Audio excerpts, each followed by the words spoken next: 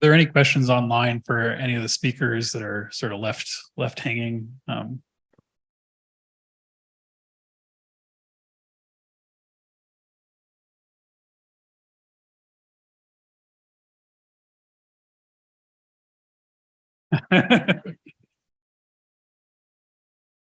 Okay, so thank you for the question.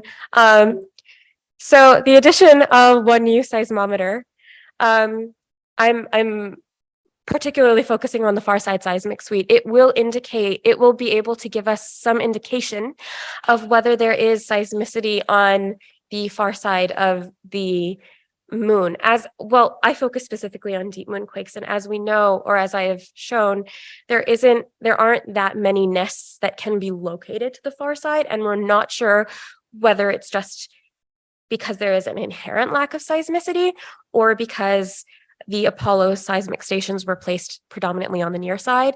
So the far side seismic suite should fill in gaps that we have on basically one half of the planet. I hope that answers your question. Nicholas, so it looks like there might be a couple of questions for you. Yes, thank you very much. I'm just reading.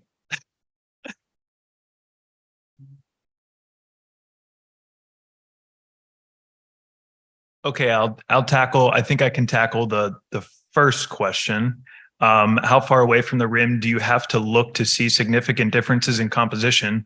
So I will say there's an element of, it is somewhat arbitrary, but also somewhat specific. If I could give you an order of magnitude estimate, I'm looking probably on the order of tens of kilometers away from the IMP deposit. But progressively, as you do increase the distance for most of the IMPs that are spectrally distinct from their surroundings, it is apparent that there are spectral differences as well as elemental abundance differences as well. And the second question, is there a compositional gradation as you approach the rim? I would say, well, specifically, I tried to avoid extracting statistics for, where I was, looking at the deposit, and they're bordered by large slopes on the rims. So I kind of specifically avoided collecting data that I thought would be a mixture of IMP material and then closely bordering materials. So I was trying to look solely at the interiors of the deposit and what I was confident was the interior of the IMP deposit. Question 3. Did you find other IMPs that did match their surrounding Mari material? Yes. So I mentioned that we were able to resolve with these data sets about 12 of the IMPs. That's pretty much where the line ends. I did a separate quantitative analysis to basically demonstrate that over 60 of the IMP deposits would be representative of less than 1 pixel in many of these data sets, which is untenable for the purposes of analysis. So yes, we did observe 3 IMPs out of the 12 that were spectrally similar to their surrounding Mari materials.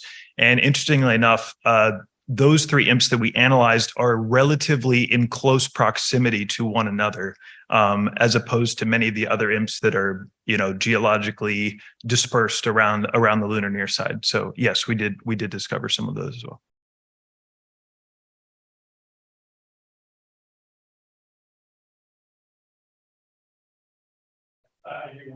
Radars. I want to fly more radars. That's the answer to that question. Let's see. Is Orion Hahn here still? Hi. Yeah, unfortunately not Dr. Hahn yet. I wish. Still a graduate student. So do you see any signs of skylights or drainage into the interior? Why do surface and surface flows seem so separate? So I think how I'm interpreting this, our sinuous rill is currently an open channel. There's a lot of debate if it could have had a roof or not, if that's what you mean. However, for the eastern branch, the reason it doesn't have a source depression is it doesn't have a visible source suppression, which means that it has either been covered by later mare flows or perhaps transitioned from a lava tube into an open channel. And so some of the stuff I'm currently working on is trying to identify possible skylights in the area that could be the continuation of that portion of the rill. I hope I somewhat answered that question. Feel free to contact me if I could do better. Have any last ones that are burning?